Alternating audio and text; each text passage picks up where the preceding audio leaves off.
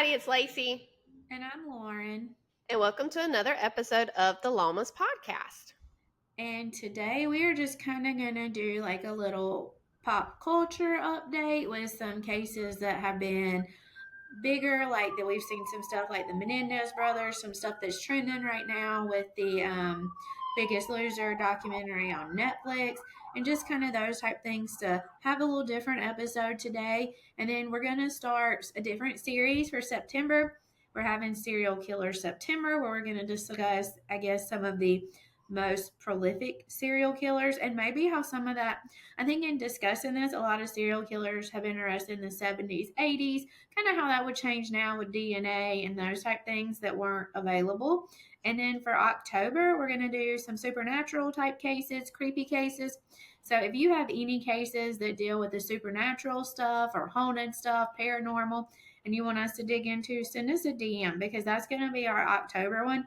And I'm really looking forward to telling y'all about the Amityville Horror House and is it haunted? Okay, and before we jump into today, first off, I am so tired. We rescheduled this week because I went to Atlanta to see Asia Wilson. So just shout out to her. Lauren, seeing her again live in front of me was just a dream. She's so beautiful. I think she needs to be our new Statue of Liberty. I know. And we met a friend named Wayne. He sat beside us. Like, there's one chair before the aisle, and I thought, like, oh, well, maybe me and Allison just won't have anybody there. No, we had Dwayne, and Dwayne was great. He was an Atlanta Dream fan, and but he too loves Asia Wilson. So when she came out, we squilled together and we fanned together, fanned ourselves with our towels. And he also thinks that she should be our new Statue of Liberty, or build a statue of her beside the Statue of Liberty, because that's just how important Asia Wilson is. Not Dawn Staley. Well, we could do both. I'm not opposed to having both. I mean, I will say he called her the GOAT, and I said, yeah, of course she's the GOAT. She was coached by the GOAT, and he agreed. But he was really struggling because he is such a Dream fan. Like, he's got like a package deal, goes to so many games, and but he just loves her. And I did see a press conference where some of the players for the Atlanta Dream were like, if you're here to come see Gamecocks, we've got Gamecocks too. Like, it's not cool that we don't have a home court advantage. But I don't know. I was kind of thinking that just happens in a lot of sports. Like, I mean, when LeBron James was with the Heat, no matter where the Heat went, there were tons of Heat fans just because they love LeBron James. And the same thing with the Chicago Bulls with Michael Jordan. Like, she's just so iconic right now and so good. Like, you're just going to have that wherever she goes right now. But Well, I think that's kind of like a big thing in the pro sports too. Like, just because, like, here in the South, we have a lot of Steelers fans, we have a lot of Cowboys fans like Lacey, and there's a decent amount of like Packers fans down here, even though in Wisconsin, the Packers are a cult. And their way of life is just, my paralegal's from Wisconsin, and she's told me all about the life of the Packers up there. I think in pro sports, there's just more of that issue because you do have such figures, right? Like Steph Curry goes somewhere, people love him. I mean, I went and saw him when I was in Colorado, and I loved Steph Curry. And I think sometimes people in sports just follow athletes instead of teams. And sometimes it's because of our college connections. I mean, look at how many people became Jacksonville Jaguars fans with Trevor Lawrence went there.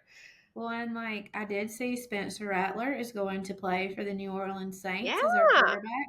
So I'm honestly not a pro football fan. Like, my husband pulls for the Panthers, so because we're here in South Carolina, he will pull. It's kind of weird. He sometimes is a Falcons fan, sometimes is a Panthers fan because the Panthers didn't come about until the mid 90s. So before that, he was a Falcons fan because it was like the closest place to us. But then he felt he needed to become a Panthers fan. So I don't really care. I will just support him and his whims. Although last year he decided he was a Bengals fan.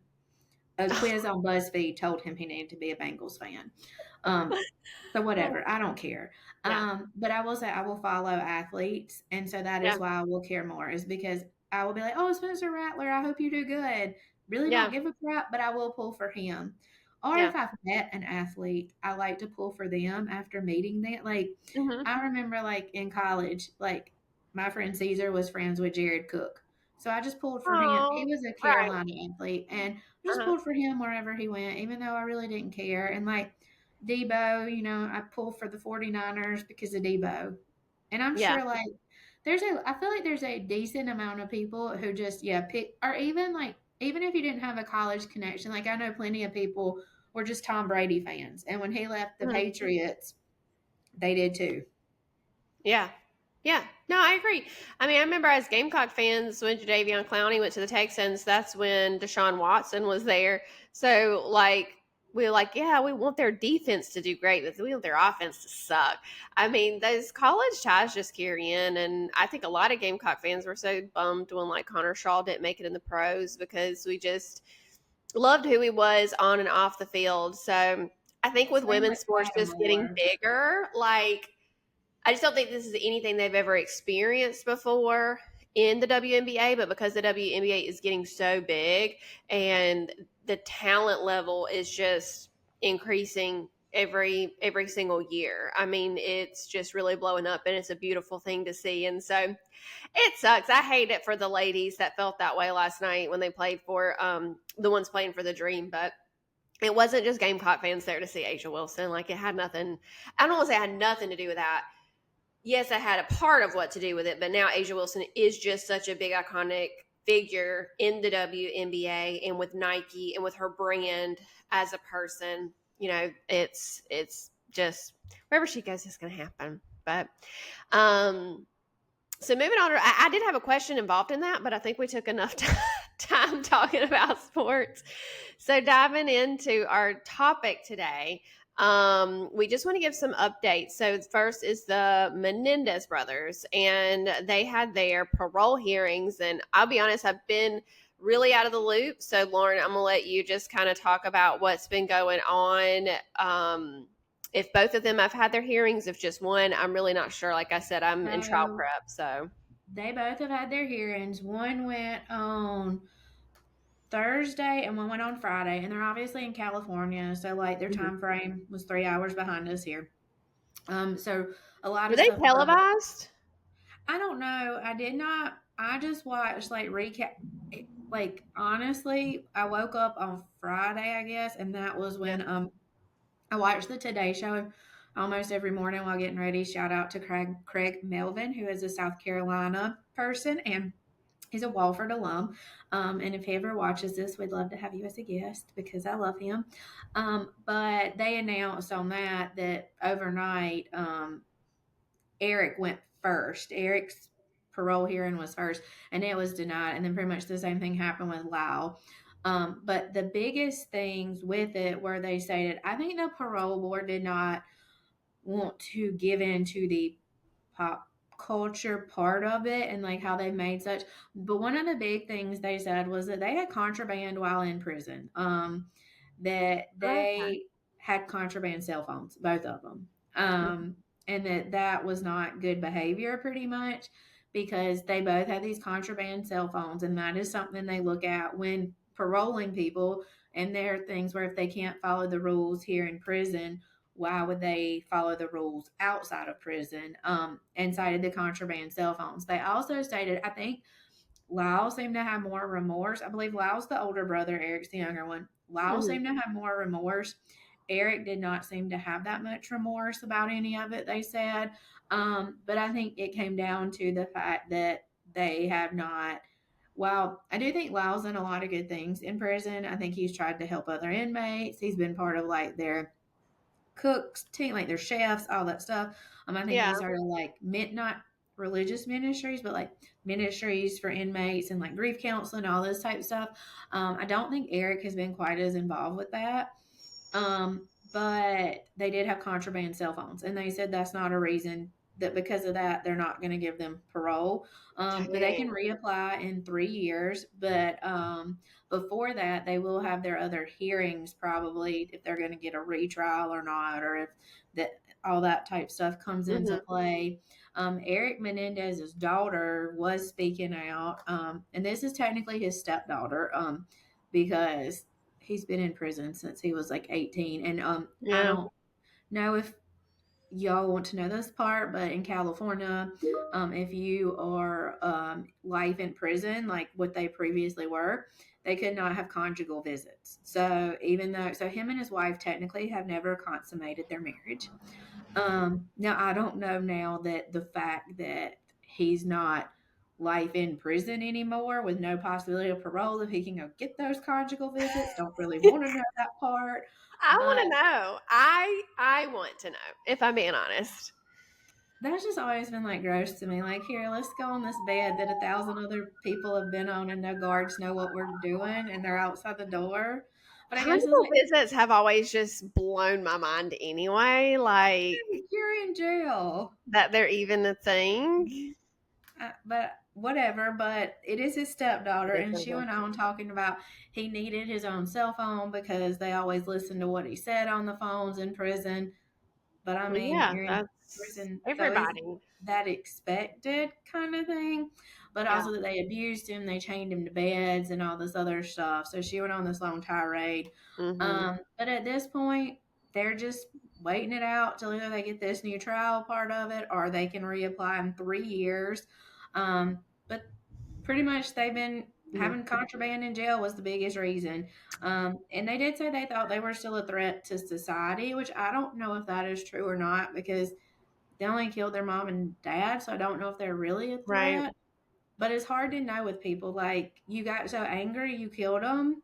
If something else bad happened to you, would you get that angry again? Right.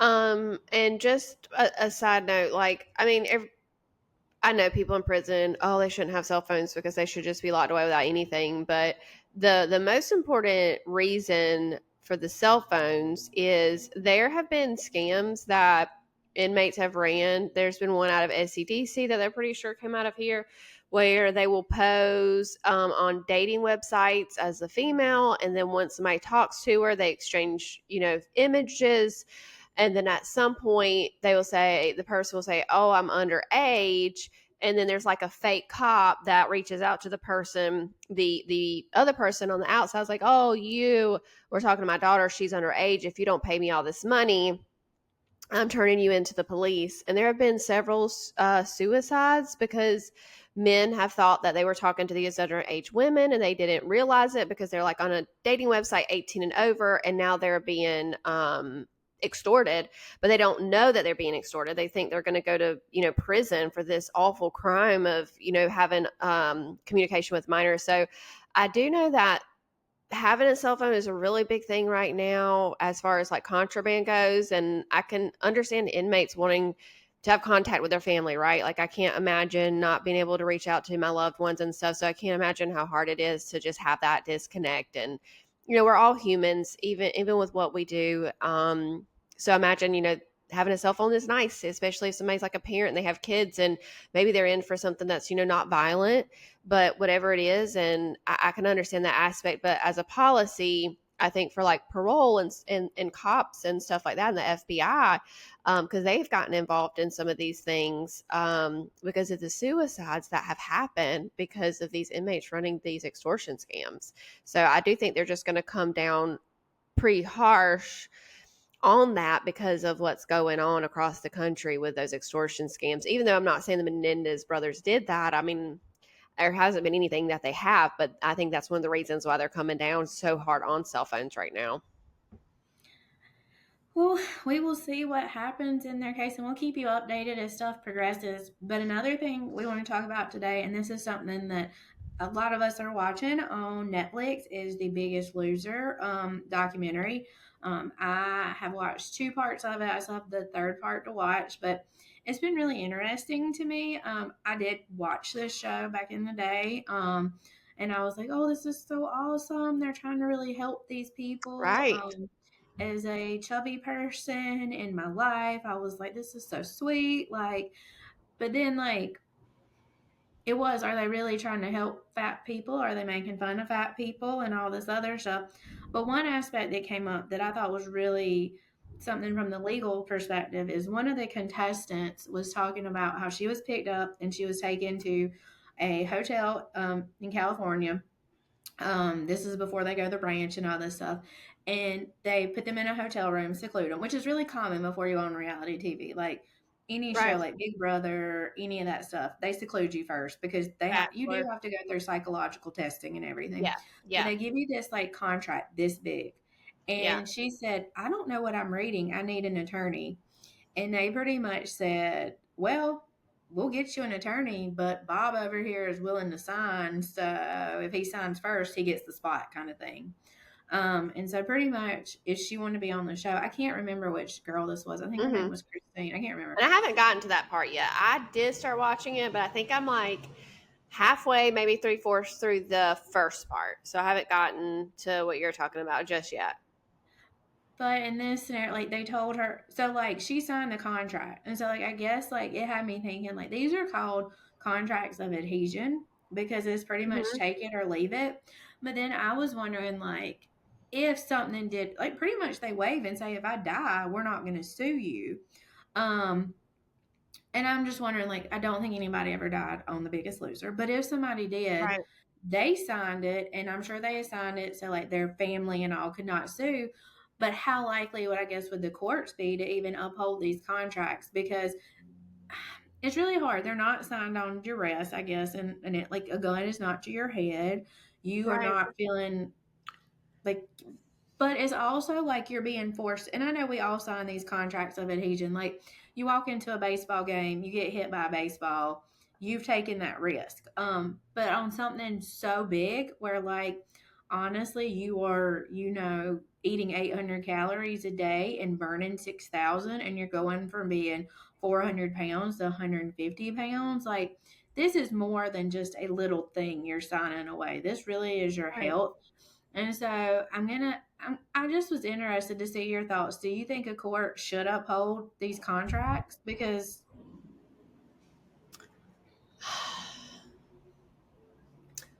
I don't like it. And it kind of reminds me of some of the sketchiness of the Ocean Gate documentary. And like I said, I haven't gotten to this, but there was some sketchy things and some contracts that they had as well, with people going on the submarine. And it also reminds me of the cruise one. I don't know if you saw the poop cruise oh yeah, one, but they signed like when you do the cruise, like you had to sign like that, you basically could never sue them for anything ever.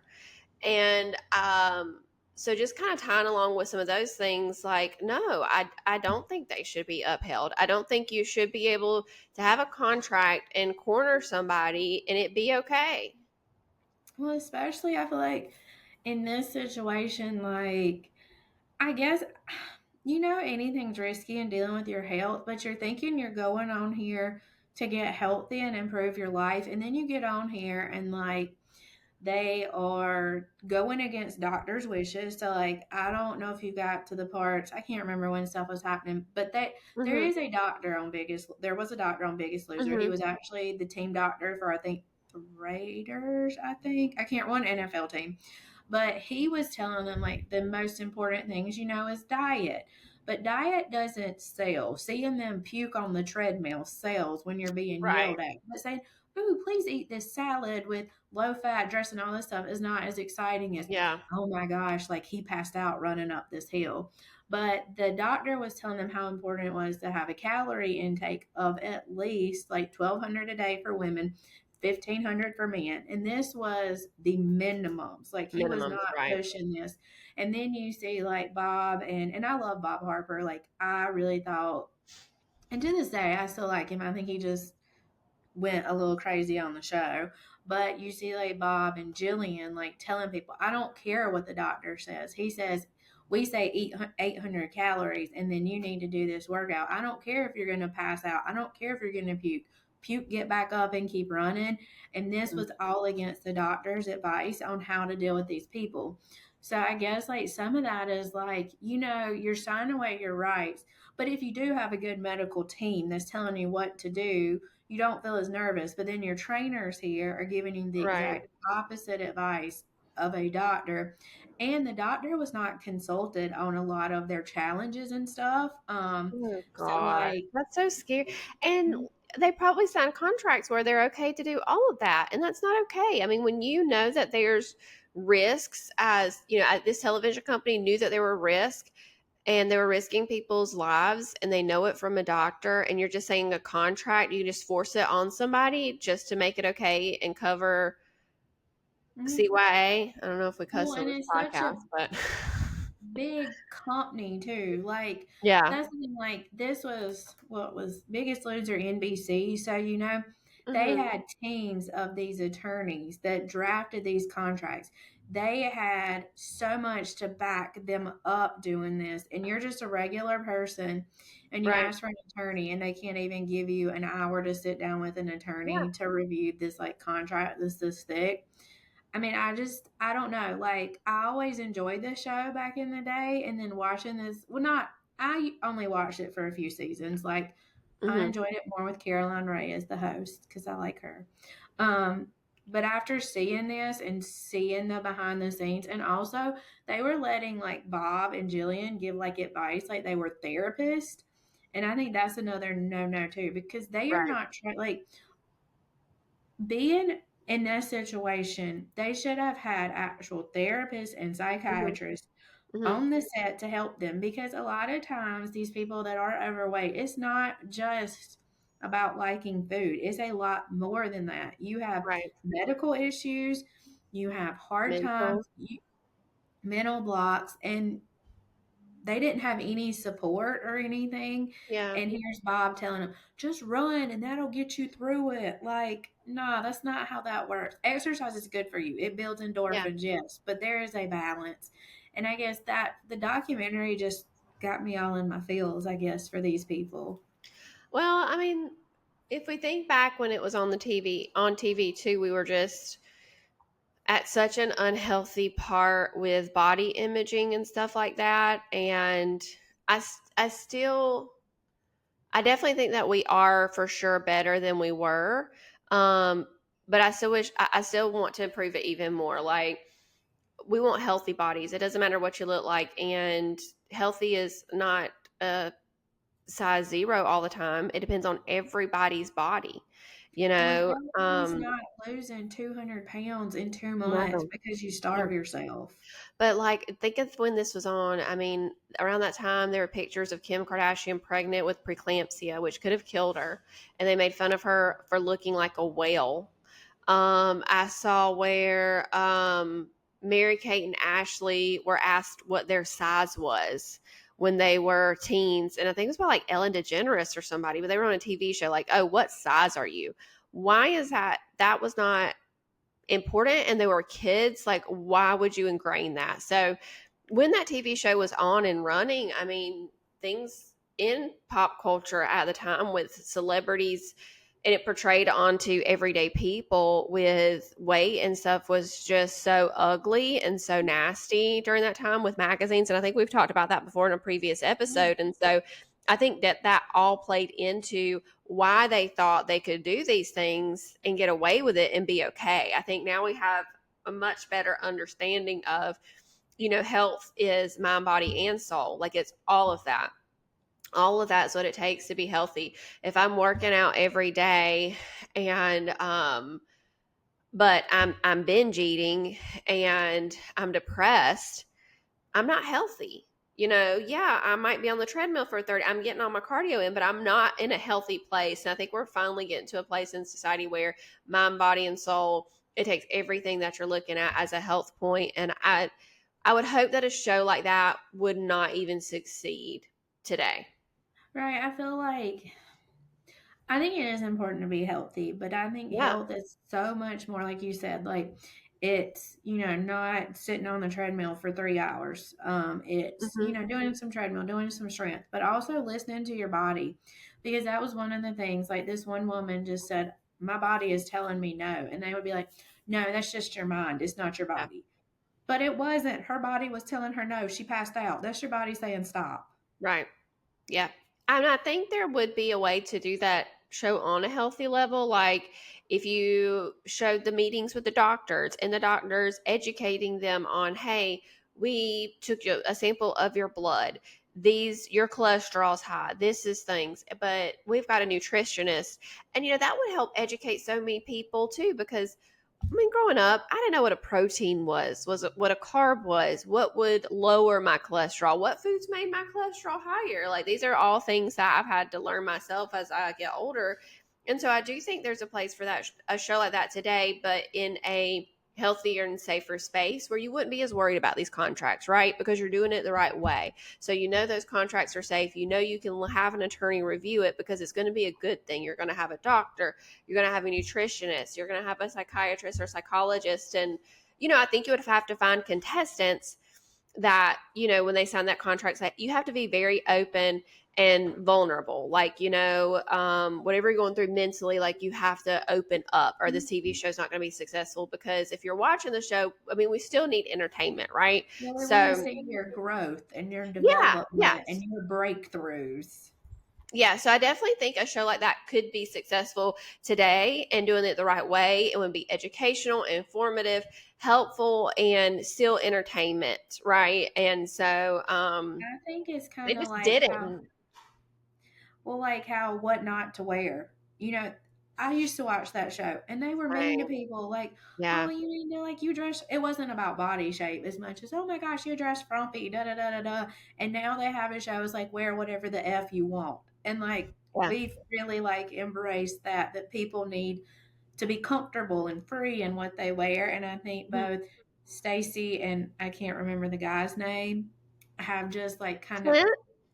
yes, I think that was it. I But think it's they've kind of changed their whole tune, and I think that would have to be the tune of this. Except, I don't probably think we need the same host. We would need like a little right. bit different there. But there's some Yeah. awesome celebrity trainers out there that probably, like, if we could get Yeah. Sean T from Beachbody to do it, because I love him and he does embrace the total picture.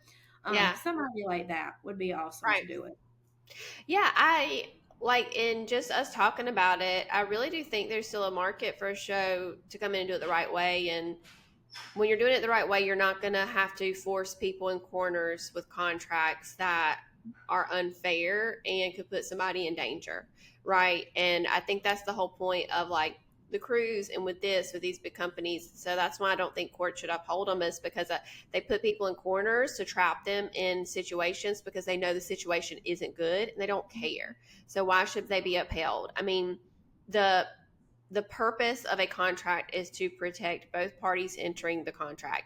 Both parties, not just one. So if it's just protecting one party, I don't think the court should uphold it. Well, and we'll see if anything like this ever comes back, or if you have thoughts on it, let us know. Or if there's any other Yeah, documentaries you want us to watch and give our thoughts on, but also drop us a line on what serial killers you want to hear about, or what spooky cases you want to hear about, because we'd love to hear that as we start on our next two series in the future. sounds good. I'll see you next week. Bye. Bye.